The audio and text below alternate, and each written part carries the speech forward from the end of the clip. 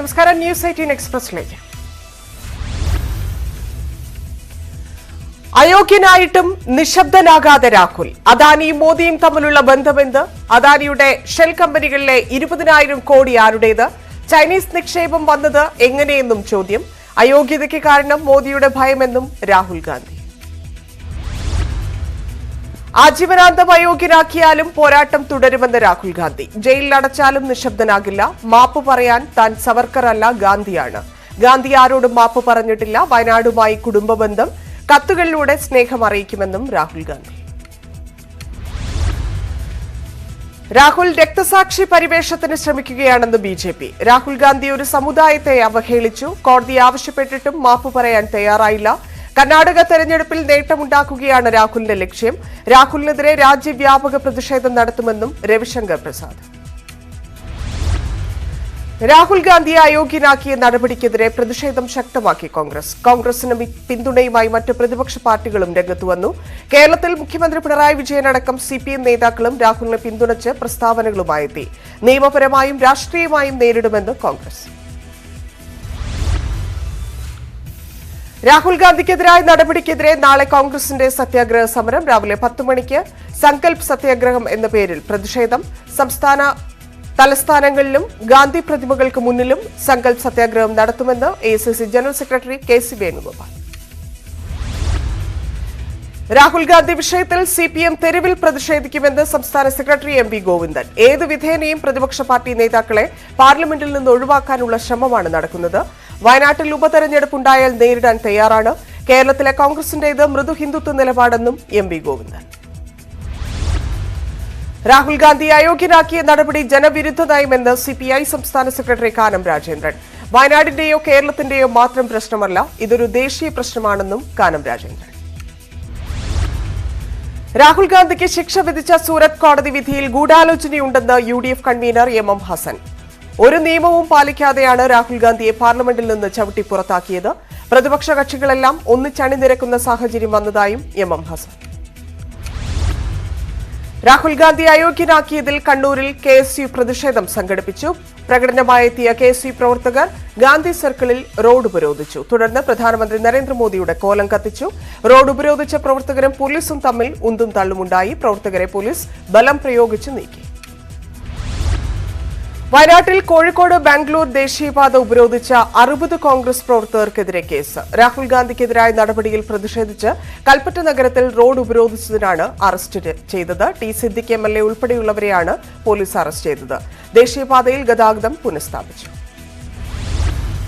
Lok Sabha MP സ്ഥാനത്ത് നിന്ന് രാഹുൽ ഗാന്ധിയെ അയോഗ്യനാക്കിയതിൽ പ്രതിഷേധിച്ച് കോഴിക്കോട് റെയിൽവേ സ്റ്റേഷനിലേക്ക് കോൺഗ്രസ് പ്രവർത്തകർ നടത്തിയ മാർച്ചിലും സംഘർഷം. റെയിൽവേ സ്റ്റേഷന് മുന്നിൽ ടയർ കത്തിച്ച് മുദ്രാവാക്യം വിളിച്ചതോടെയാണ് മാർച്ച് സംഘർഷത്തിലേക്ക് കടന്നത്. റെയിൽവേ പോലീസ് വലയം ഭേദിച്ച് പ്രവർത്തകർ പ്ലാറ്റ്ഫോമിനകത്ത് കടന്ന് കുത്തിയിരുന്ന് പ്രതിഷേധിച്ചു. തുടർന്ന് പോലീസുമായി ഉന്തും തള്ളുമുണ്ടായി. ഇതോടെ പോലീസ് ലാത്തി വീശുകയായിരുന്നു. രാഹുൽ ഗാന്ധിയെ അയോഗ്യനാക്കിയ വിഷയത്തിൽ തിരുവനന്തപുരം കോർപ്പറേഷൻ കൌൺസിലിൽ ബഹളം. രാഹുലിനെ അയോഗ്യനാക്കിയ നടപടി യു.ഡി.എഫ്, എൽ.ഡി.എഫ് കൌൺസിലർമാർ അപലപിച്ചു. എന്നാൽ ബജറ്റ് സമ്മേളനത്തിൽ മറ്റു വിഷയങ്ങളിൽ പ്രതിഷേധിക്കുന്നത് ചട്ടവിരുദ്ധമാണെന്ന് ആരോപിച്ച് ബി.ജെ.പി രംഗത്തെത്തി. യു.ഡി.എഫ്, എൽ.ഡി.എഫ് കൌൺസിലർമാരുടെ പ്രസംഗം രേഖകളിൽ നിന്ന് നീക്കം ചെയ്യണമെന്നും ബി.ജെ.പി ആവശ്യപ്പെട്ടു. രാഹുൽ ഗാന്ധി അയോഗ്യനായതോടെ കേരളത്തിലും കോൺഗ്രസ് സിപിഎം സഖ്യം നിലവിൽ വന്നതായി ബി.ജെ.പി സംസ്ഥാന അധ്യക്ഷൻ കെ. സുരേന്ദ്രൻ. വയനാട് ഉപതെരഞ്ഞെടുപ്പിൽ ഒരുമിച്ച് മത്സരിക്കാനും ഇരുകൂട്ടരും തയ്യാറാകണം. നരേന്ദ്രമോദിക്കും ബി.ജെ.പിക്കുമെതിരെ അഴിമതിക്കാരെല്ലാവരും ഒന്നിക്കുകയാണ്. സംസ്ഥാന സർക്കാരിന്റെ ആശീർവാദത്തോടെയാണ് കോൺഗ്രസുകാർ കേരളത്തിൽ അഴിഞ്ഞാടുന്നതെന്നും കെ. സുരേന്ദ്രൻ. കർണാടക നിയമസഭാ തെരഞ്ഞെടുപ്പ് പ്രഖ്യാപിക്കുന്നതിനൊപ്പം വയനാട്ടിൽ ഉപതെരഞ്ഞെടുപ്പ് പ്രഖ്യാപിക്കുന്നത് തെരഞ്ഞെടുപ്പ് കമ്മീഷൻ പരിശോധിക്കുന്നു. വയനാട്ടിൽ ഉപതെരഞ്ഞെടുപ്പ് പ്രഖ്യാപിക്കാൻ തടസ്സമില്ലെന്ന് തെരഞ്ഞെടുപ്പ് കമ്മീഷൻ വ്യക്തമാക്കി.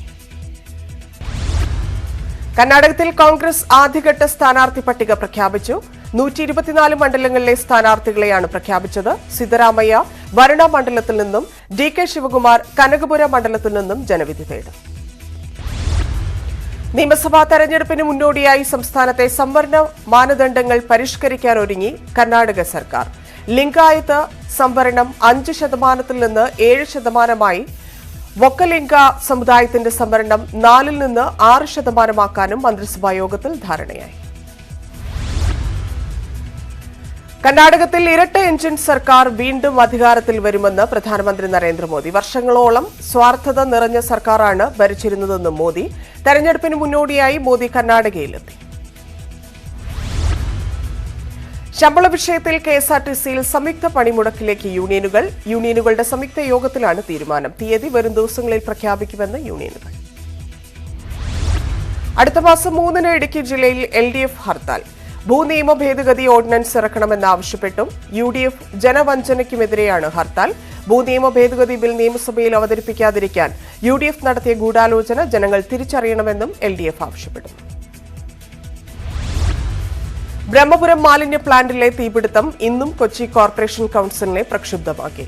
കോൺഗ്രസ് യോഗം പ്രതിപക്ഷ ബഹളത്തെ തുടർന്ന് അവസാനിപ്പിച്ച് മേയർ ചേംബർ വിട്ടു. ബ്രഹ്മപുരത്ത് ബയോമൈനിംഗ് നടത്തി വേർതിരിച്ച മാലിന്യം സൂക്ഷിച്ചത് KSIDC തീരുമാനപ്രകാരമാണെന്ന് മേയർ M. അനിൽകുമാർ പറഞ്ഞു. കാസർഗോഡ് പെരിയയിലെ കേന്ദ്ര സർവകലാശാലയിൽ കേന്ദ്രമന്ത്രി V. മുരളീധരനെതിരെ പ്രതിഷേധം. ബിരുദദാന ചടങ്ങിലെ പ്രസംഗത്തിനിടെ കേരളത്തിലെ വിദ്യാഭ്യാസ സമ്പ്രദായം കാലഹരണപ്പെട്ടതാണെന്ന് കേന്ദ്രമന്ത്രി V. മുരളീധരൻ പ്രസംഗിച്ചപ്പോഴാണ് വിദ്യാർത്ഥികൾ കൂകിയത്. ഉന്നത വിദ്യാഭ്യാസ രംഗത്തും പ്രൊഫഷണൽ വിദ്യാഭ്യാസ മേഖലയിലും സിലബസ് പ്രശ്നം നിലനിൽക്കുന്നുണ്ടെന്നും ഇത് കാരണം വിദ്യാർത്ഥികൾ പഠനത്തിനായി കേരളം വിടുകയാണെന്നും മുരളീധരൻ പറഞ്ഞു. സിറോ മലബാർ സഭയിലെ കുർബാന ഏകീകരണത്തെ എതിർക്കുന്നവർക്ക് മുന്നറിയിപ്പുമായി ഇടയലേഖനം. മാർപ്പാപ്പയും സഭയും ആവശ്യപ്പെടുന്ന അനുരഞ്ജനം സാധ്യമായില്ലെങ്കിൽ സഭാ കൂട്ടായ്മയിൽ നിന്ന് അകലുമെന്നാണ് ഇടയലേഖനത്തിലെ മുന്നറിയിപ്പ്. നാളെ എറണാകുളം അങ്കമാലി അതിരൂപതയിലെ പള്ളികളിൽ വായിക്കാനുള്ള ഇടയലേഖനത്തിലാണ് ഇക്കാര്യം വ്യക്തമാക്കുന്നത്. തലസ്ഥാനത്തെ സ്കൂളുകളിൽ ലഹരി മാഫിയ സംഘങ്ങൾ പെൺകുട്ടികളെ കാരിയറാക്കുന്നു എന്ന വാർത്തയിൽ ഇടപെട്ട് പോലീസ്. ന്യൂസ് 18 വാർത്ത ശ്രദ്ധയിൽപ്പെട്ടയുടൻ പോലീസ് ആക്ഷൻ പ്ലാൻ രൂപീകരിച്ചു. സ്കൂൾ പരിസരത്തും ഇടറോഡുകളിലും ഷാഡോ പോലീസ് സംഘങ്ങൾ സജീവമായി. ന്യൂസ് 18 വാർത്തയിൽ ഇടപെട്ട് വിദ്യാഭ്യാസ മന്ത്രി V. ശിവൻകുട്ടിയും. ലഹരിക്കെതിരെ സർക്കാർ ക്യാമ്പയിൻ ശക്തമാക്കുമെന്ന് മന്ത്രി പറഞ്ഞു. വാർത്ത ഗൌരവത്തോടുകൂടി എടുക്കുകയും നടപടി സ്വീകരിക്കുകയും ചെയ്യുമെന്നും മന്ത്രി വ്യക്തമാക്കി. അരിക്കൊമ്പൻ ദൌത്യത്തിലെ ഒരുക്കങ്ങൾ തുടർന്ന് വനംവകുപ്പ്. ഹൈക്കോടതി വിധി അനുകൂലമാകുമ്പോൾ ദൌത്യം നടത്താനൊരുങ്ങുകയാണ് ദൌത്യസംഘം. ഡോക്ടർ അരുൺ സക്കറിയുടെ നേതൃത്വത്തിലുള്ള സംഘം തയ്യാറെടുപ്പുകൾ തുടങ്ങി. 4 കുങ്കിയാനകളിൽ ബാക്കിയുണ്ടായിരുന്ന കോന്നി സുരേന്ദ്രനും കുഞ്ചുവും ചിന്നക്കനാലിലെത്തി. ഓപ്പറേഷൻ അരിക്കൊമ്പൻ നിർത്തിവെക്കുന്ന നടപടിക്കെതിരെ വ്യാപക പ്രതിഷേധം. കേസിൽ കക്ഷി ചേരുന്നതടക്കം നിയമപരമായ എല്ലാ സാധ്യതകളും പരിശോധിക്കുകയാണ് ചിന്നക്കനാൽ, ശാന്തൻപാറ പഞ്ചായത്തുകൾ. കേസിൽ കക്ഷി ചേരുമെന്ന് ഡീൻ കുര്യാക്കോസ് MPയും അറിയിച്ചു.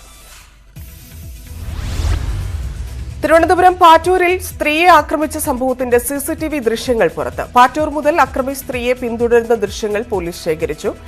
ആക്രമണത്തിന് മുൻപ് വാക്കുതർക്കമുണ്ടായതും പ്രതി പാറ്റൂർ ഭാഗത്തേക്ക് പോകുന്നതും ദൃശ്യങ്ങളിൽ വ്യക്തമാണ്. പ്രതിയെ 12ാം ദിവസവും പിടികൂടാനായില്ല. റഷ്യൻ യുവതിയെ മയക്കുമരുന്ന് നൽകി പീഡിപ്പിച്ച സംഭവത്തിൽ കോഴിക്കോട് കൂരാച്ചുണ്ട് സ്വദേശി അറസ്റ്റിൽ. കൂരാച്ചുണ്ട് കാളങ്ങാടി സ്വദേശി OK ആഗിലാണ് അറസ്റ്റിലായത്. ഇയാളുടെ വീട്ടിൽ ആത്മഹത്യയ്ക്ക് ശ്രമിച്ച യുവതി കോഴിക്കോട് മെഡിക്കൽ കോളേജ് ആശുപത്രിയിൽ ചികിത്സയിലാണ്.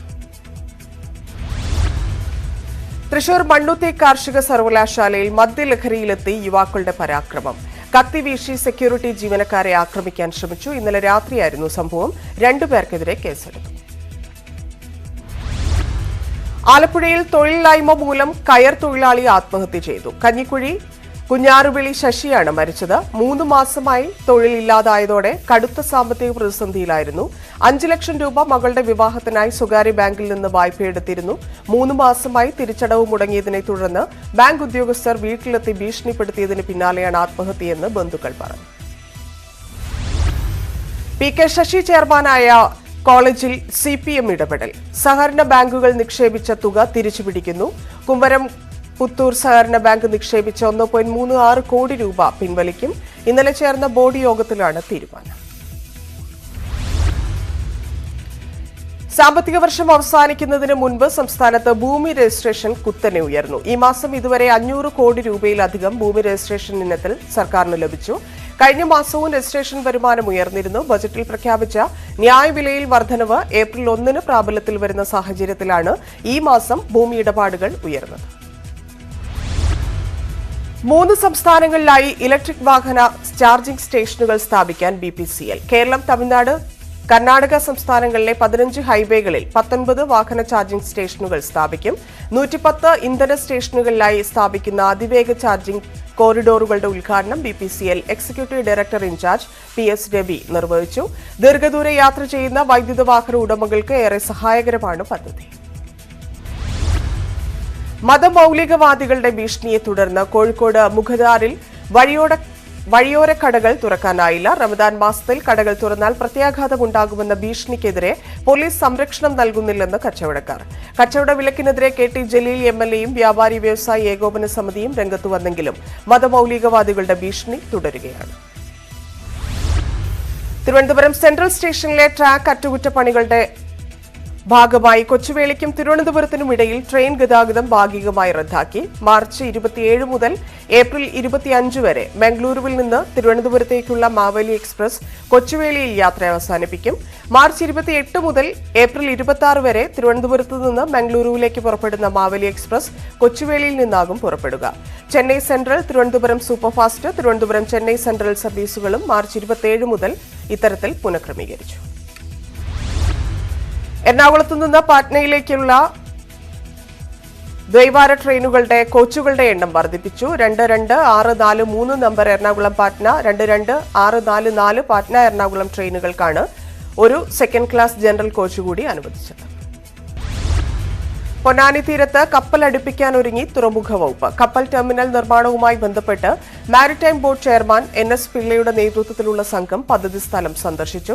ടെർമിനൽ നിർമ്മിക്കാൻ ഉദ്ദേശിക്കുന്ന സ്ഥലത്തെക്കുറിച്ച് തീരുമാനങ്ങൾ എടുക്കാനാണ് സംഘം സന്ദർശനം നടത്തിയത്. 50 കോടിയാണ് പദ്ധതിയുടെ ആദ്യഘട്ട നിർമ്മാണ ചെലവ്.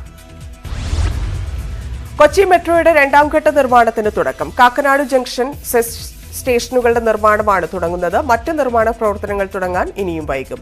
നിലവിൽ 2 സ്റ്റേഷനുകളുടെ നിർമ്മാണത്തിനുള്ള കരാറാണ് നിലവിൽ നൽകിയിരിക്കുന്നത്. കൊല്ലങ്കോട് ഭദ്രകാളി ക്ഷേത്രത്തിൽ തൂക്കനേർച്ച നടന്നു. പ്രധാന ചടങ്ങായ തൂക്കനേർച്ച രാവിലെ 6 മണിക്ക് തുടങ്ങി. കഴിഞ്ഞ 16-നാണ് തൂക്ക മഹോത്സവത്തിന് കൊടിയേറിയത്. KSKTUവിന്റെ നേതൃത്വത്തിൽ ഈ മാസം 28-ന് സംസ്ഥാനത്തെ 200 കേന്ദ്ര സർക്കാർ ഓഫീസുകളിലേക്ക് മാർച്ചും ധർണയും സംഘടിപ്പിക്കും.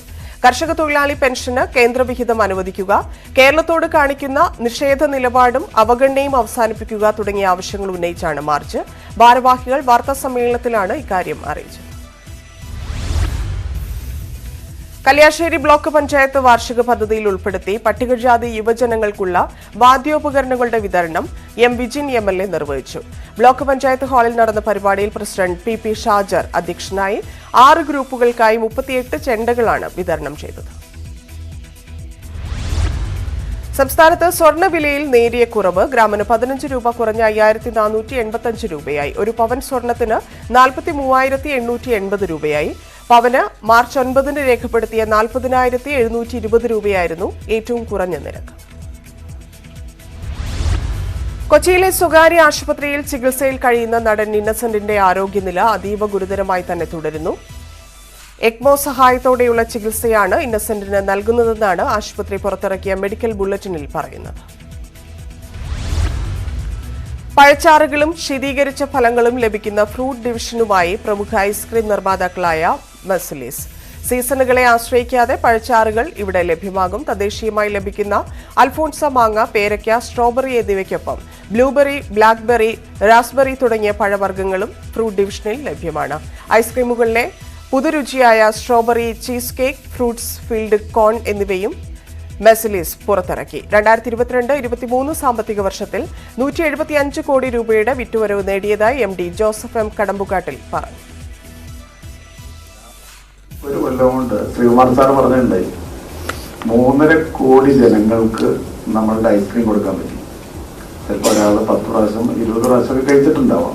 എന്നാലും നമ്മളുടെ ഈ വാല്യൂ വെച്ച് നോക്കുമ്പോൾ 3.5 കോടി ജനങ്ങളിലേക്ക് നമുക്ക് ഈ ഐസ്ക്രീം എത്തിക്കാൻ പറ്റി. അവർക്കത് അത് വിലയ്ക്കൊരു വലിയ പ്രാധാന്യമുണ്ട്. കേരളത്തിലെ തന്നെ ഡീലർമാർക്ക് ഇപ്പോൾ വളരെ മാർജിൻ കിട്ടുന്ന ഐസ്ക്രീമുകളുണ്ട്. എന്നിരുന്നാൽ പോലും നമ്മളുടെ ഈ ഡീലർമാർ അവരുടെ കസ്റ്റമർക്ക് ഏറ്റവും നല്ല ഒരു പ്രോഡക്റ്റ് ഐസ്ക്രീം കൊടുക്കാൻ വേണ്ടിയിട്ടാണ് അവർ നമ്മളുടെ കൂടെ വർഷങ്ങളായിട്ട് സഹകരിച്ചുകൊണ്ടിരിക്കുന്ന ആൾക്കാരാണ്. ആ സഹകരണം കണ്ടിന്യൂ ചെയ്തുകൊണ്ടാണ് ഇങ്ങനത്തെ കാര്യങ്ങൾ നമുക്ക് ചെയ്യാൻ പറ്റുന്നത്. കാരണം നമ്മളൊരു പ്രൊഡക്റ്റ് ഉണ്ടാക്കി നല്ലതാണെങ്കിലും ജനങ്ങളെ അറിയിക്കാൻ പറ്റാത്തടത്തോളം കാലം അത് ജയിക്കാൻ പോകുന്നില്ല. അപ്പോൾ അങ്ങനെ ഒരു വലിയ സഹകരണം നമുക്ക് ഡീലർമാരിൽ നിന്ന് കിട്ടി.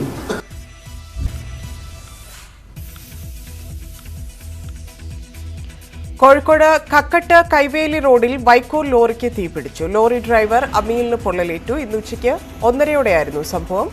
ലോറിയിലെ വൈക്കോൽ കെട്ടുകൾ വൈദ്യുതി ലൈനുകളിൽ ഉരസുകയും തീപിടിക്കുകയുമായിരുന്നു.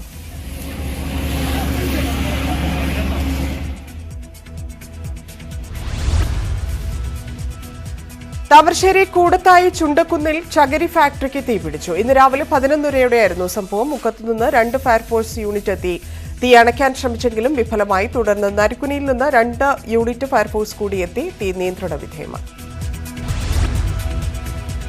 ആലപ്പുഴ പുന്നമടക്കായലിൽ ജലഗതാഗത വകുപ്പ് യാത്രാ ബോട്ടിൽ സ്പീഡ് ബോട്ട് ഇടിച്ചു. യാത്രാ ബോട്ടിന്റെ മുൻഭാഗം തകർന്നു. യാത്രക്കാരെ ഇറക്കുന്നതിന് ബോട്ട് അടുപ്പിച്ചിരിക്കുന്നതിനാൽ ആളപായം ഉണ്ടായില്ല. ഇന്നലെ രാത്രിയായിരുന്നു അപകടം. വിദ്യാർത്ഥികൾക്ക് വാന നിരീക്ഷണത്തിൽ അഭിരുചി വളർത്താൻ Tanur government regional fisheries technical ഹൈസ്കൂളിൽ വാന നിരീക്ഷണ കേന്ദ്രം സ്ഥാപിക്കുന്നു. കേന്ദ്രത്തിന്റെ നിർമ്മാണത്തിനുള്ള ധാരണാപത്രം ഒപ്പുവച്ചു. മലപ്പുറം ഫിഷറീസ് ഡെപ്യൂട്ടി ഡയറക്ടറും ദേശീയ ശാസ്ത്ര മ്യൂസിയത്തിന്റെ കീഴിലുള്ള Visvesvaraya industrial and technology museum ഡയറക്ടറും തമ്മിലാണ് ധാരണാപത്രം ഒപ്പുവച്ചത്. പ്രഥമ തലേക്കുന്നിൽ ബഷീർ പുരസ്കാരം കഥാകാരൻ ടി പത്മനാഭൻ ഏറ്റുവാങ്ങി. തിരുവനന്തപുരം അയ്യങ്കാളി ഹാളിൽ നടന്ന ചടങ്ങിൽ ശശി തരൂർ MP പുരസ്കാരം സമ്മാനിച്ചു. UDF convener M. ഹസനും തലേക്കുന്നിൽ ബഷീറിന്റെ കുടുംബാംഗങ്ങളും ടി പത്മനാഭനെ പൊന്നാടയണിയിച്ച് ആദരിച്ചു. ധന്യമായ ജീവിതം നയിച്ച ഒരു മനുഷ്യന്റെ പേരിലുള്ള പുരസ്കാരമായതിനാലാണ് അവാർഡ് സ്വീകരിക്കുന്നതെന്ന് ടി പത്മനാഭൻ പറഞ്ഞു. മഞ്ജു വാര്യരുടെ പുതിയ ചിത്രം ഫൂട്ടേജിന്റെ പോസ്റ്റർ പുറത്തിറക്കി. സൈജു ശ്രീധരനാണ് ചിത്രത്തിന്റെ സംവിധാനം. ചിത്രത്തിന്റെ പോസ്റ്റർ കോട്ടയം KR നാരായണൻ ഇൻസ്റ്റിറ്റ്യൂട്ടിലെ വിദ്യാർത്ഥികളാണ് പുറത്തിറക്കിയത്. തൊടുപുഴയിലാണ് സിനിമയുടെ ചിത്രീകരണം.